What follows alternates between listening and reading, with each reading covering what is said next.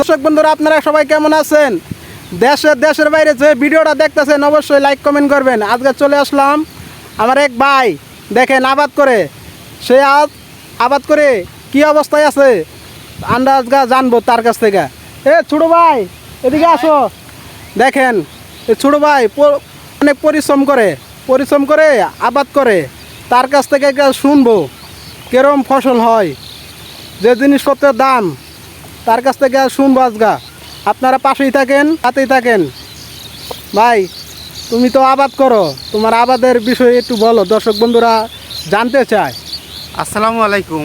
আমিও বলতে চাই, এখন বর্তমানে যে জিনিসপত্রের দাম এই অনুযায়ী কৃষিকাজে আমরা কোনো লাভ করতে পারি না।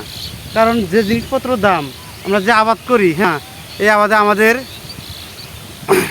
যে টাকা খরচ হয় এই টাকা আমরা তুলতে পারি না। আমি এটা বলতে চাই, আমি এই কথাই বলতে চাই, জিনিসপত্র যেভাবে দাম বাড়ছে এই হিসাবে ধানের দাম বাড়ে নাই।